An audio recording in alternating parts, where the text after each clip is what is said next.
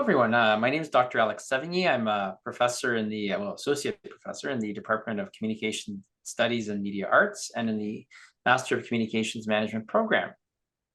We are happy to gather today for Erika Kastner's Capstone defense.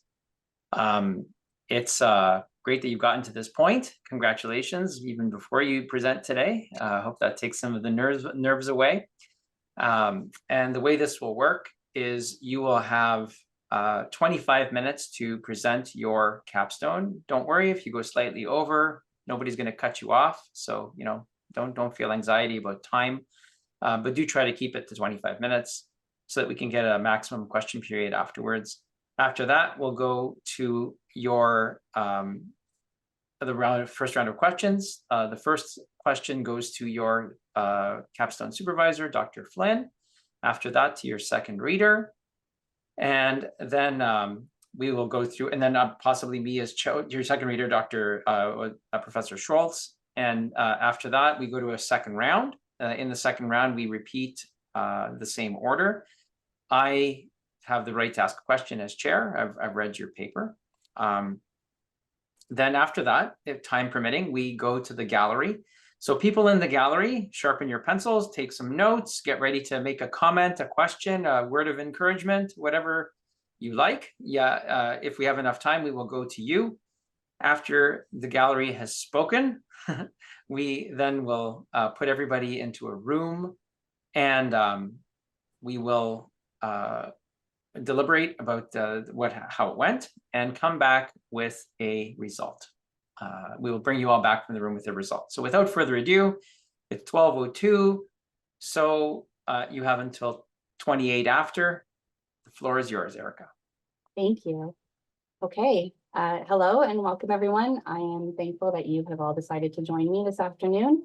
For some of you over your lunch break, as I present my capstone research, which explored standardizing measures of effective internal communication. Today's presentation is going to provide a high-level overview of my research. I will start with providing some context and why I think this research is important and needed. Then I will touch on the themes and concepts that I explored through the available literature to build that foundation of knowledge. I'll talk about the process, the research problem I was trying to solve, the research questions I developed to address the problem, and the methodology I used to collect data to explore the issue in greater detail. I will then present a summary of my findings and an analysis of what I think it all means. I will note the implication of this research and discuss some of the limitations and the areas for future research. I'll offer a conclusion, and then finally, I'll open the floor to questions. So let's get into it. Effective internal communication is critical to the success of any organization. Researchers argue communication programs and initiatives that support organization-employee relationships shape organizational success by impacting productivity, retention, and corporate reputation. Within the industry, there remains confusion on how to measure public relations activity in general, with variability in proposed evaluation frameworks and impacts from shifting landscapes. But internal communication in particular poses a challenge in developing a single measurement model to account for all factors affecting any type of organization. This lack of a standardized approach to measuring internal communication efforts, researchers argue, ultimately adds to potential inefficiency over shared vocabulary and metrics to compare and contrast results. Standards are important because they provide a norm in comparative evaluations. Using a common language to measure is advantageous, enabling comparison to increase reliability, promote efficiency, and bring more credibility. When researching measurements to evaluate the return on investment of organizations' internal communication efforts over a decade ago, researchers Meng and Berger identified aspects that were measured regularly, and they also identified that high effective organizations are much more likely to measure and evaluate internal communication than low effective organizations. Within the context of this research from Meng and Berger, researchers O'Neill, Ewing, Smith, and Williams developed and proposed standards and definitions for evaluating internal communications, publishing their findings from a Delphi study in 2018. These standards include outtakes, outcomes, and outputs. So my study built on this research from Meng and Berger and O'Neill et al. To validate proposed definitions and identify themes and trends that may impact evaluation since the introduction of these proposed standards, including advances in technology, changing demographics in the workforce, and the COVID-19 pandemic, in an effort to inform a framework and move towards standardization to better demonstrate the value of effective internal communication and its link to organizational success. To build a foundation of knowledge and help guide my research, my literature focused on theories of relationship management and employee engagement, as well as theories applied to the function of internal communication and the return on communication investment. Within the context of internal communication, I also explored literature on the impacts of the shifting landscape of technology and workforce demographics through 4 themes, including digitalization and the adoption and adaptation of technology in internal communication programs and initiatives, the impact of globalization and the extension of organizational boundaries beyond national political borders, and the need for cross-cultural communication with employees. I also explored the impact of the entrance of millennials and Gen Z into the workforce and how the different expectations of these groups are changing internal communication strategies and tactics. And I looked at literature that examined the impact the COVID-19 pandemic has had on many organizations' internal communication function. The research process for this study involved first defining a research problem, and I already laid the groundwork for that by presenting the context, in that I wanted to build on previous research to inform a framework for evaluating internal communication to optimize strategies and achieve desired organizational goals.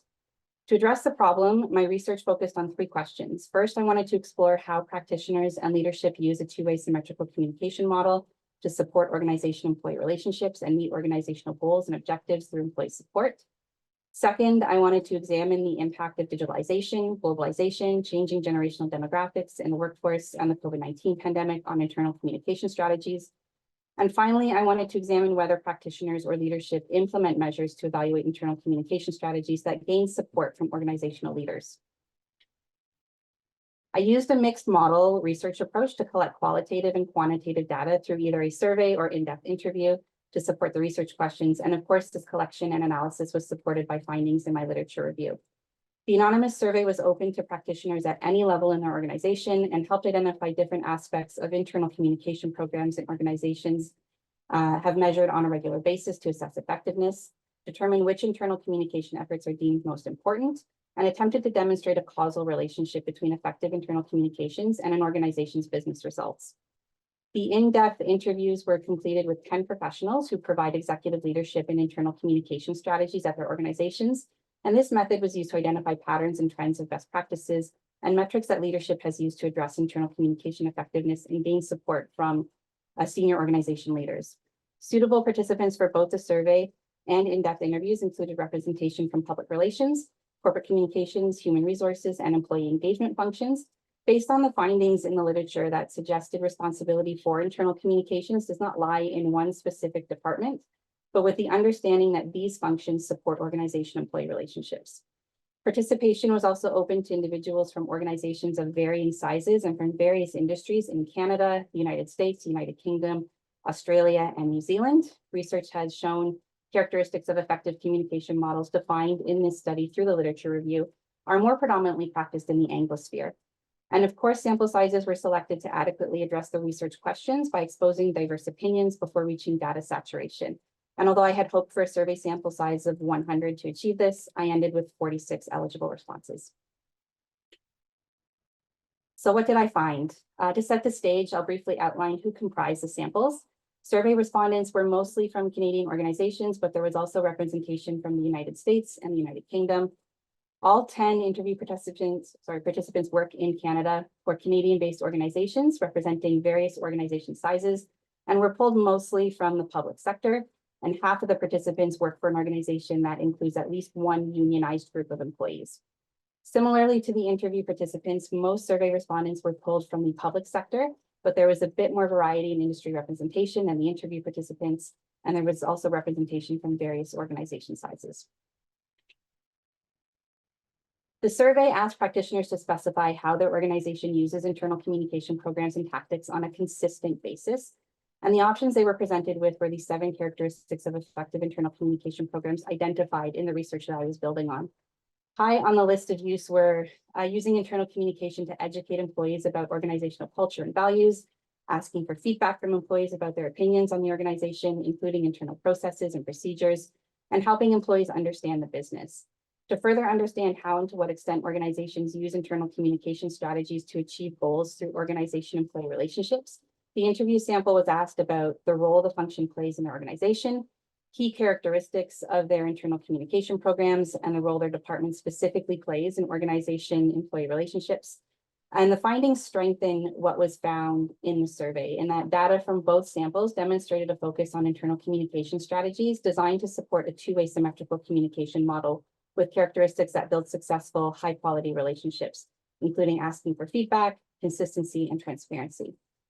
The theory suggests positive organization-employee relationships increase the likelihood of organizations meeting goals and objectives, and that employees reciprocate their relationship with an organization through engagement. And engagement is dependent on internal communication, affecting employee attitudes, beliefs, knowledge, and behavior. And engaged employees perceive their relationship with their organization as beneficial and believe their organization cares about them beyond economic exchange. Data from both the survey and the in-depth interviews suggest organizations in these samples use internal communication in a way that supports these theories by disseminating information that helps employees understand the business, integrates employees into the organization, communicates objectives, builds morale, and overwhelmingly educates employees about organizational culture and values. Theory suggests that engagement is influenced by internal communication with the potential to effectively transfer values of the organization to employees and involve them in organizational goals.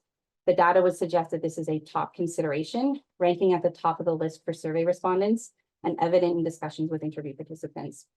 All 10 interview participants also tied internal communication to employee engagement, therefore indicating its importance in creating positive organization-employee relationships, with some referencing its impact on reputation and talent recruitment, and others its impact on productivity fueled by mutual excitement for their job and contribution to the organization. There also appeared to be, where there appeared to be a slight misalignment between the survey and the interview sample was concerning feedback. While results from the survey sample rank feedback high on the list of how internal communication is used consistently at organizations, the interview sample painted a slightly different picture. All participants said feedback was important, but the majority did not regularly collect it, if at all.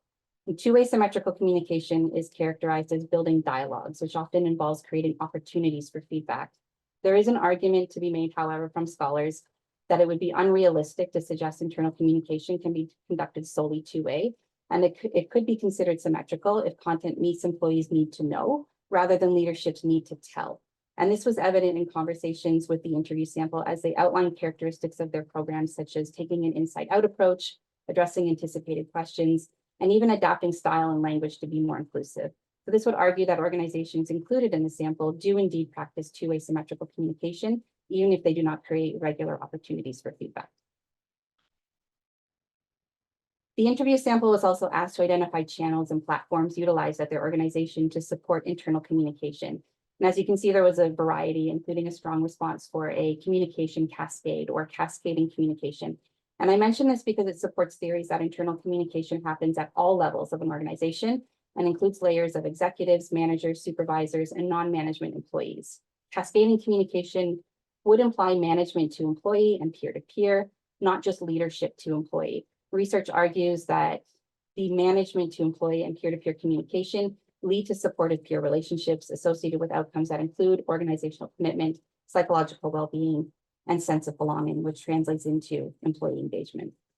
And the range of channels as well supports research that using a blend of new and traditional media through rich media channels helps build favorable relationships. And I brought back this word cloud because when discussing characteristics of internal communication programs and initiatives, one of the common themes that emerged in conversations with the interview sample was accessible.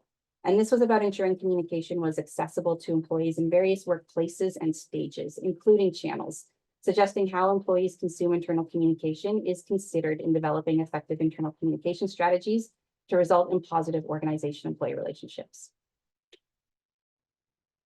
Through the in-depth interviews, I also explored how organizations have adapted internal communication strategies to changing employee needs.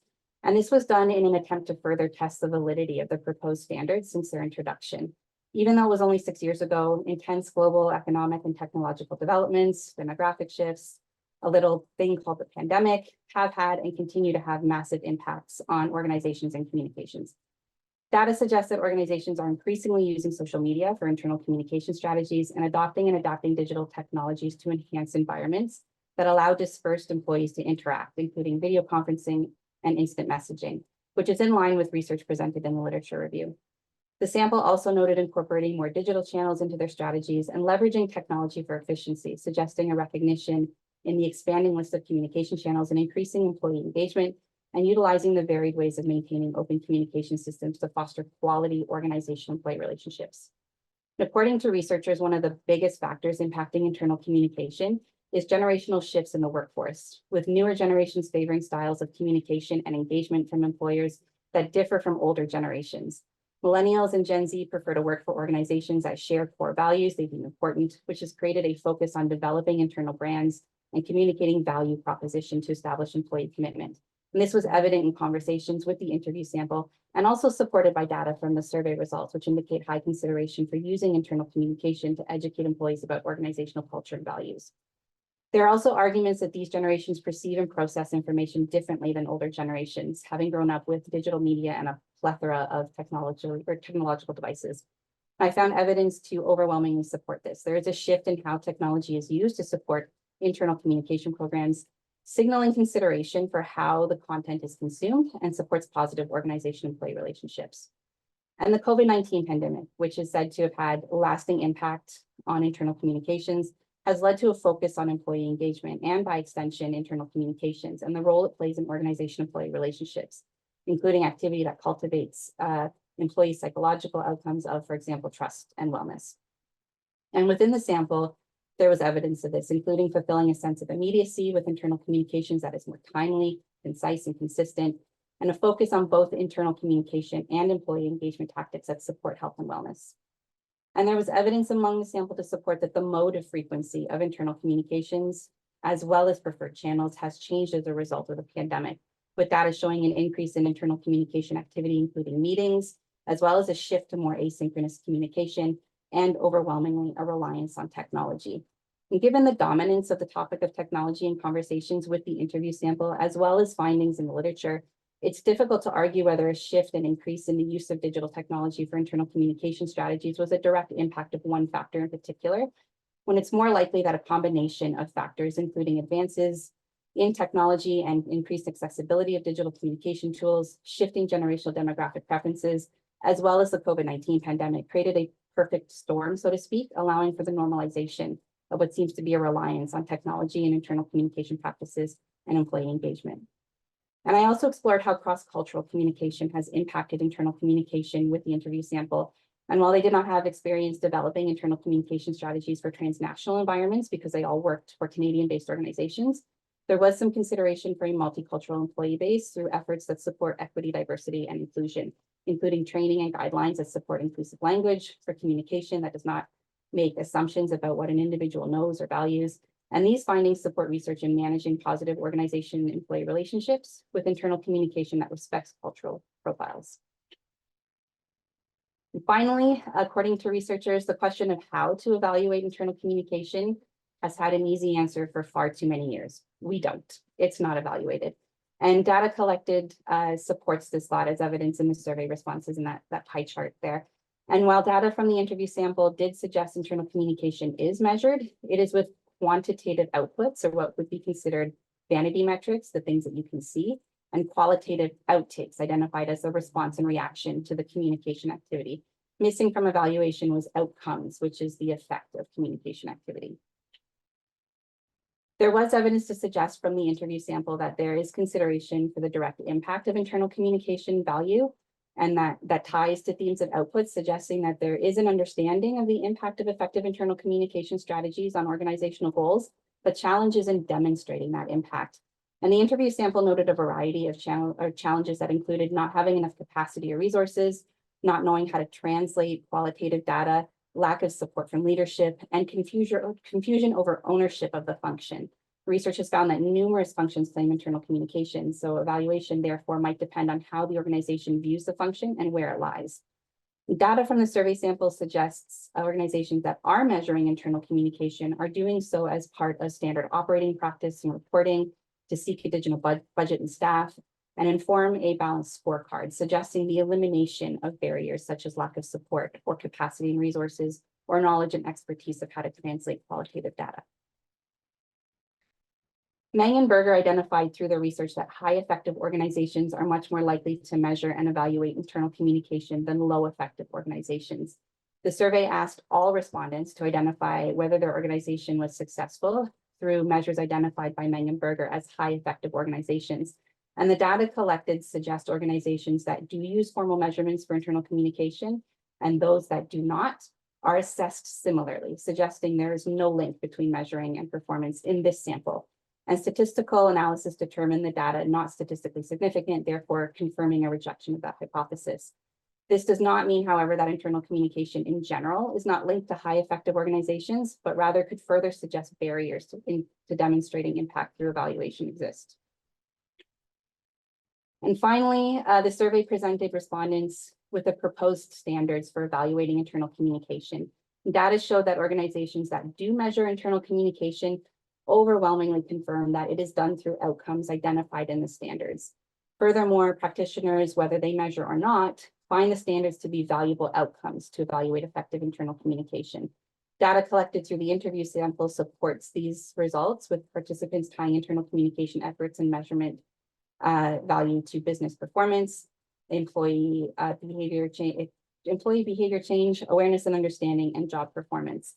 These data samples suggest that the proposed standards for evaluation are still valid. Therefore, to evaluate effective internal communication, I propose the following framework that assumes outcomes can be measured to determine effective internal communication. Effective internal communication translates into a high effective or successful organization that results in outputs and outtakes measured through organizational growth, customer satisfaction, reputation and brand perception, achievement of stated organizational goals and objectives, market competitiveness, and financial performance.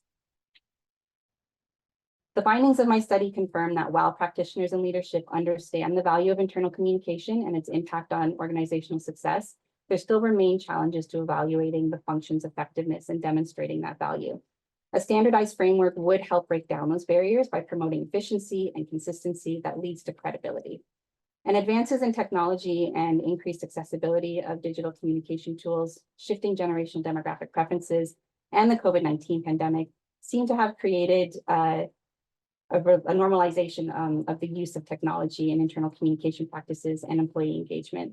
And while research is still emerging on the full impact of these changes, findings in the study uncovered that there does not seem to be a negative impact on the value placed on the proposed standards or the need to create additional definitions.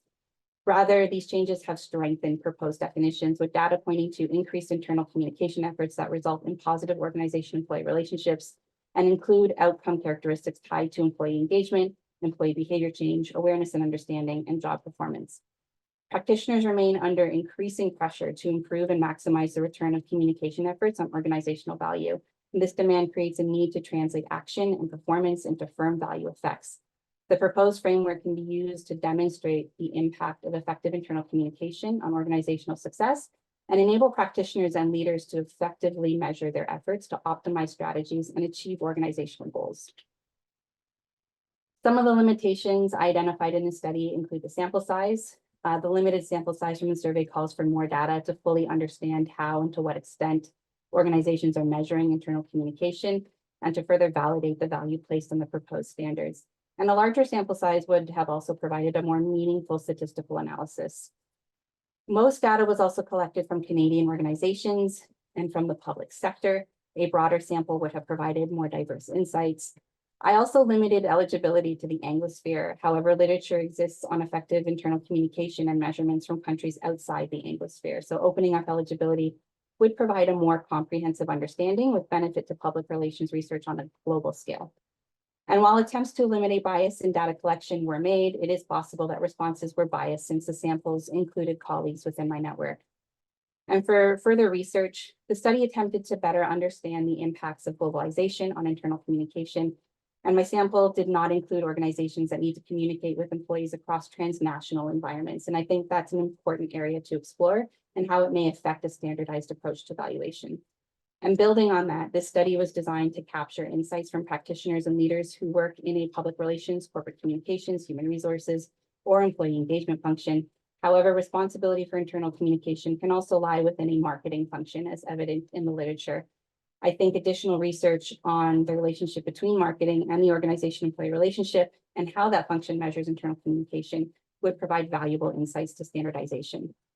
And as we continue to experience intense global economic and technological developments, demographic shifts, and workforce migration, I think it is appropriate to continue to revisit and test these standards.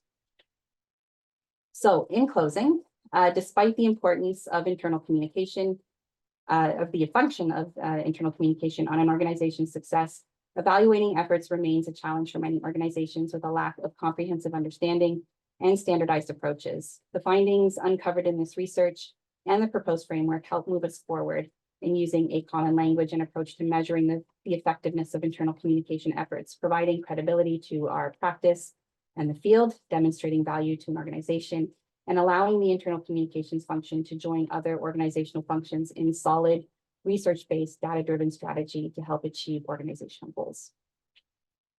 And just before I open the floor to questions, I just wanted to quickly thank Terry for your supervision of this research and this process. And thank you, Dave, for tackling this as my second reader, and of course, Alex for chairing this defense. And I thank you for the opportunity to present and the conversation to follow. And with that, I welcome your questions.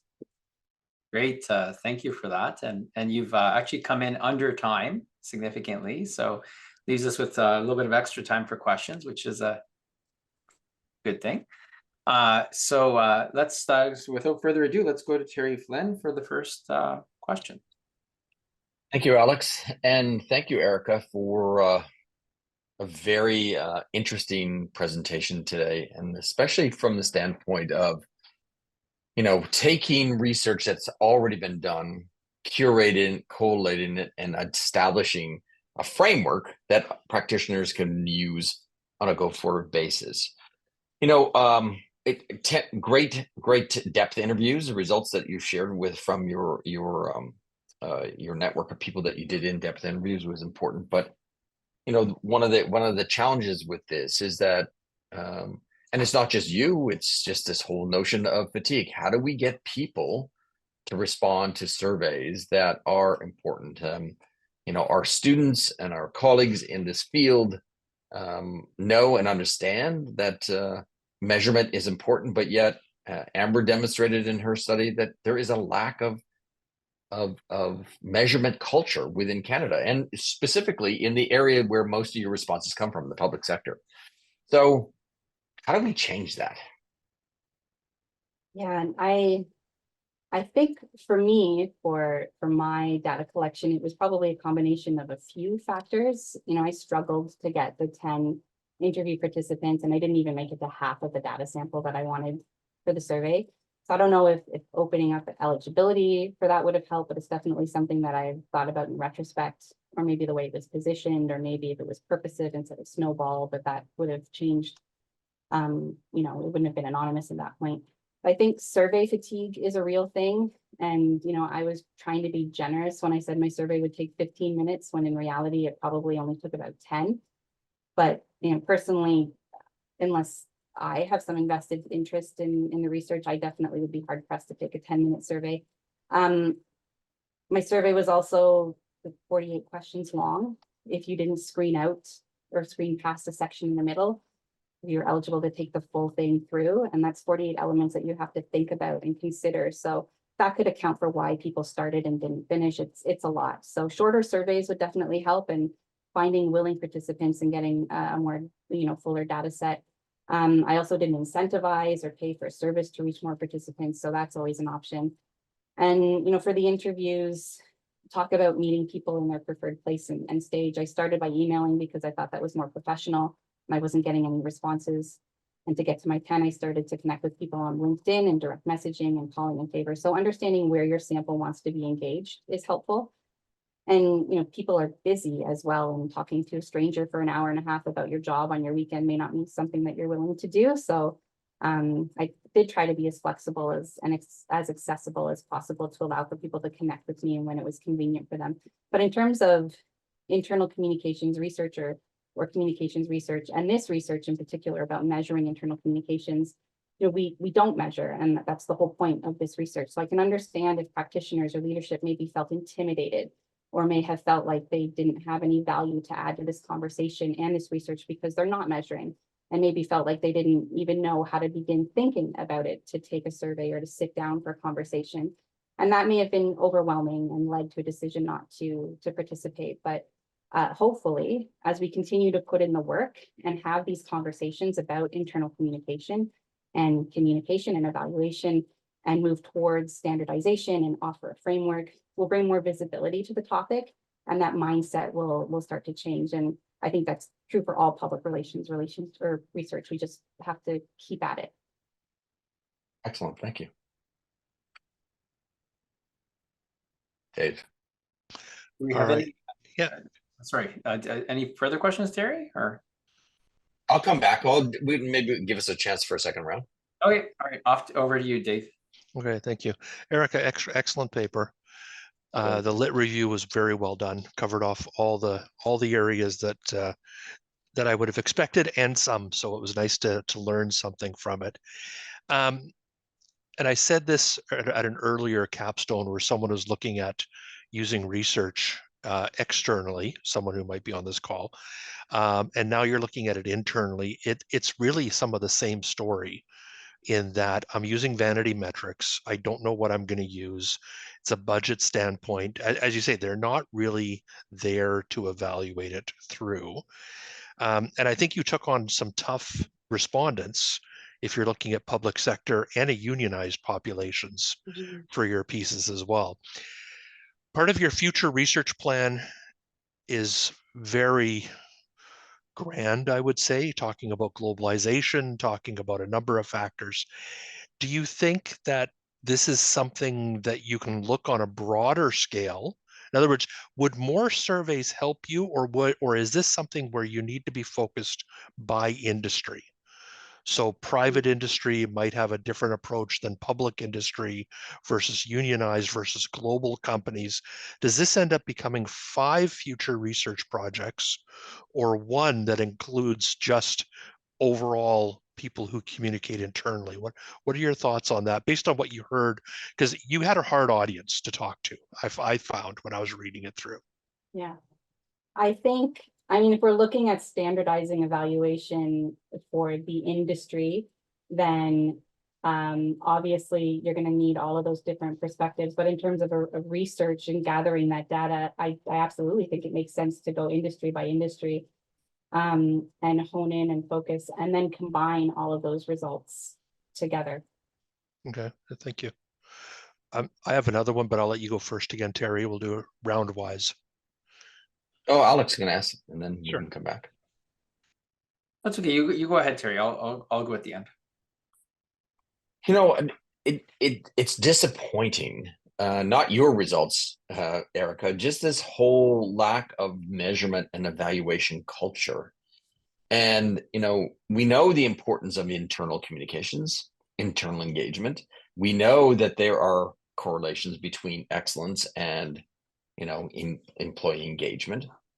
But now we live in this world of mediated through digital communications and disrupted remote workforces, right? Distributed across the board as well. How can your research help those internal communicators to develop something that is, you know, channel focused, message focused, action or behavior focus? I think so. The standards don't provide best practices, but rather an objective to reach towards. But I think using the framework to try and connect the dots is a good place to start. And there are multiple ways to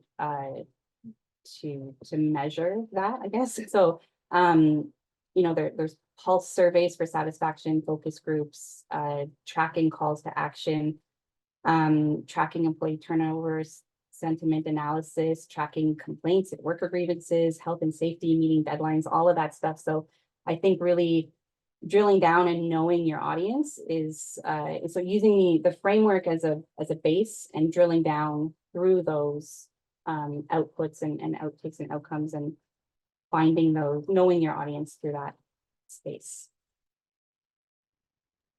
Thank you. Okay, similar theme. You talked about the pandemic coming in and technology changes. And again, I'm looking at this from my focus of people that I've worked with since that time. A lot of technology came in that increased the opportunity to do internal research with stakeholders, because it was right there. It was readily available. It was, you were not in the office. You were doing everything electronically.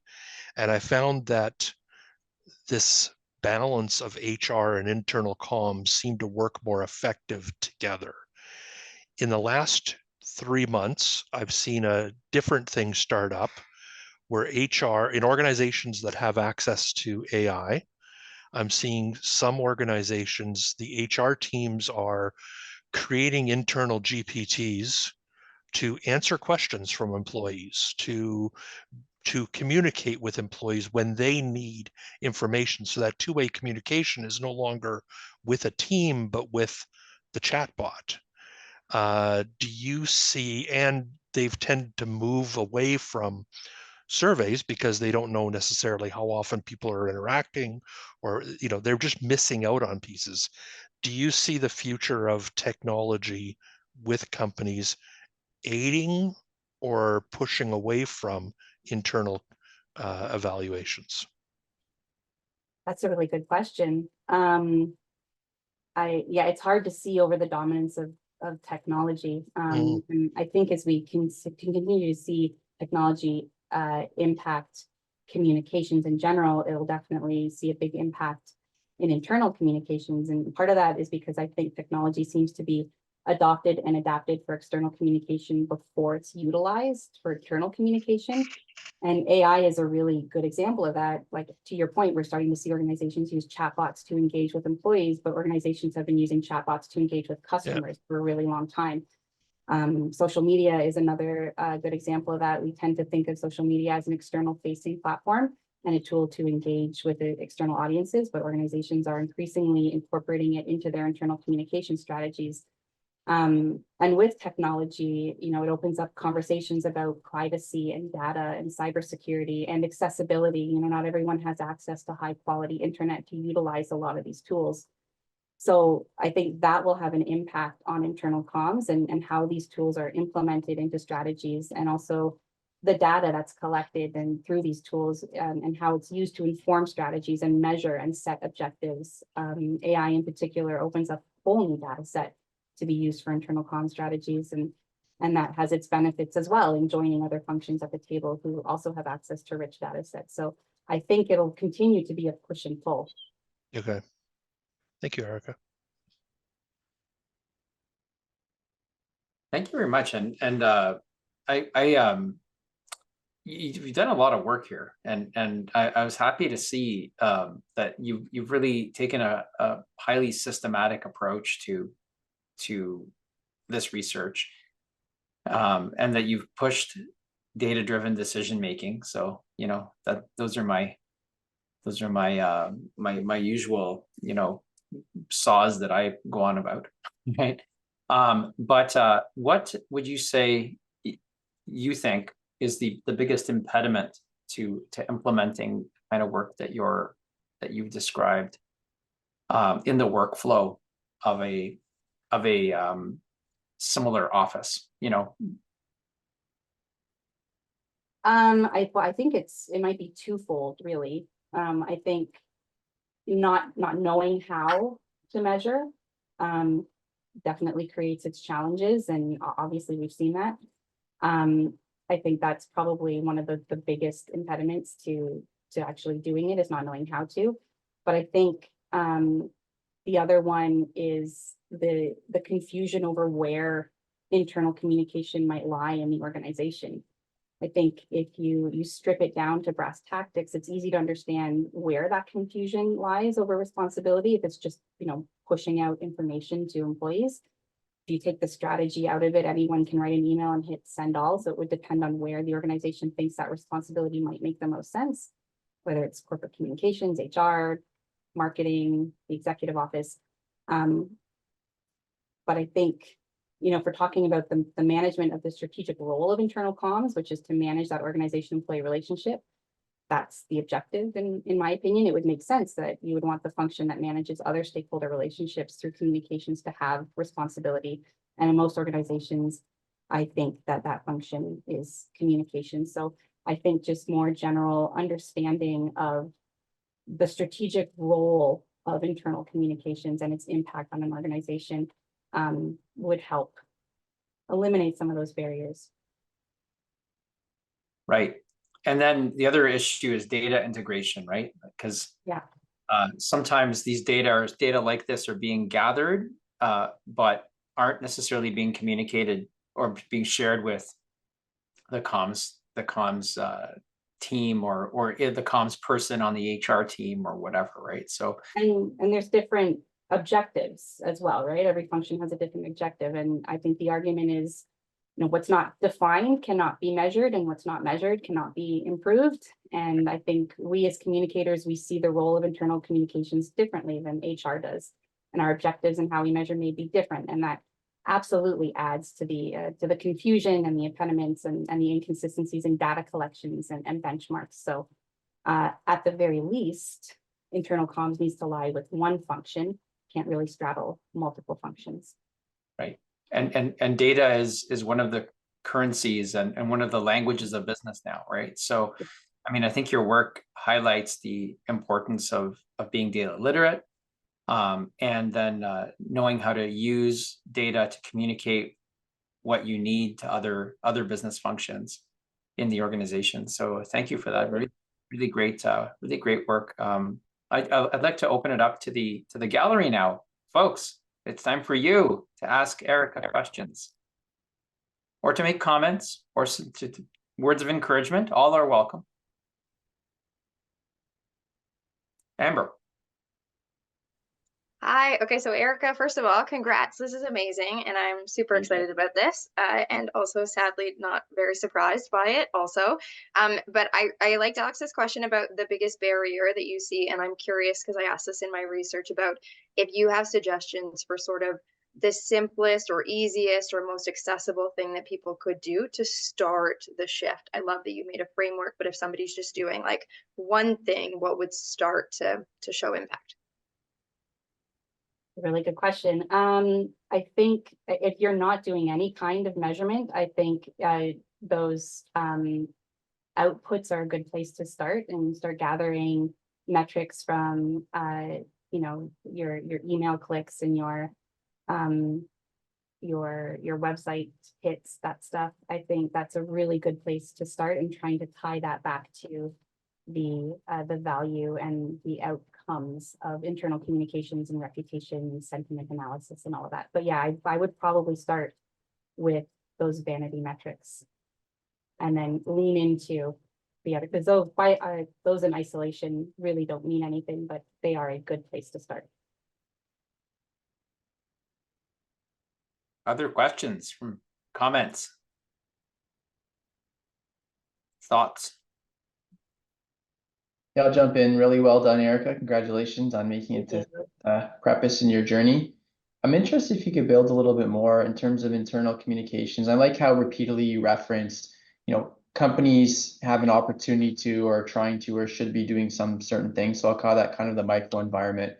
But there's the inevitable influence of the macro environment, which just comes and makes these title changes. Primary one being referenced, for example, was shift to online, COVID, those types of factors.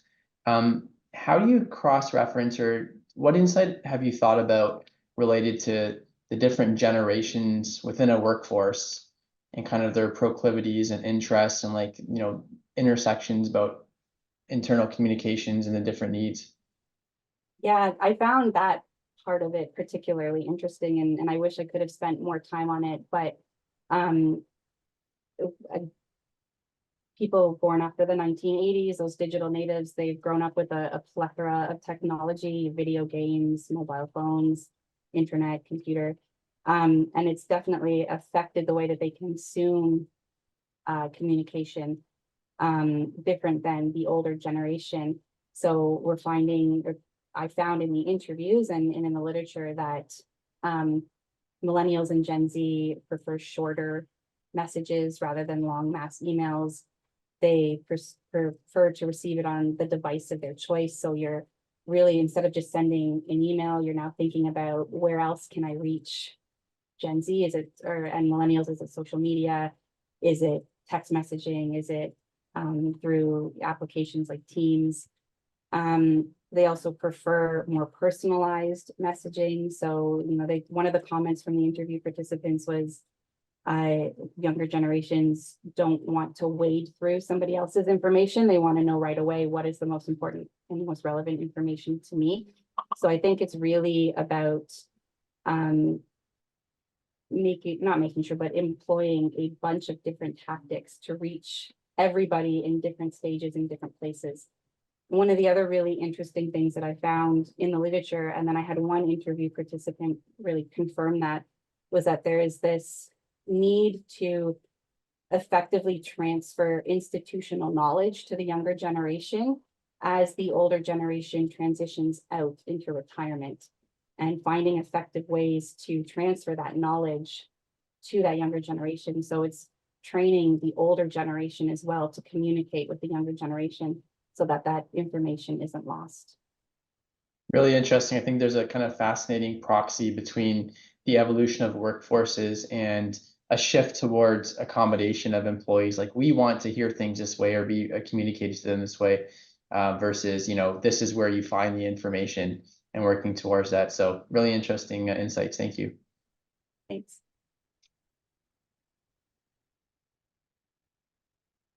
Suzanne.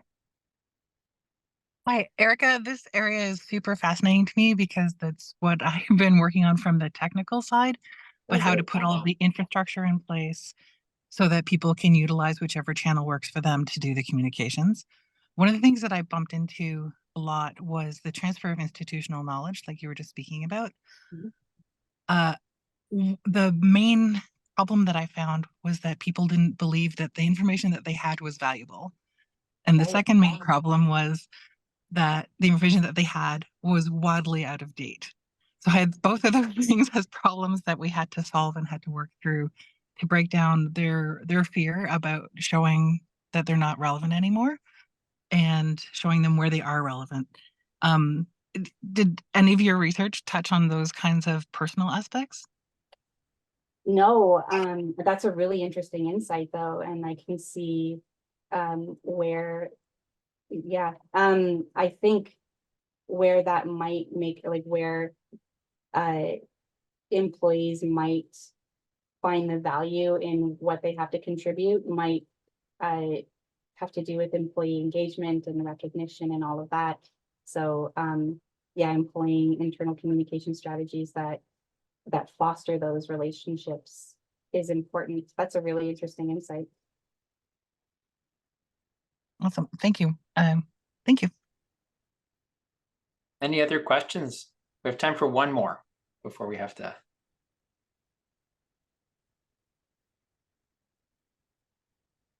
Okay, hearing no further questions, I will go to Dr. Flynn and Professor Schultz to see if they have any further questions. None from me. No? I'm good, thanks. All right, very good. Then in that case, we shall put you in a room, everybody, except for the 3 faculty, and bring you back afterwards, after we've deliberated.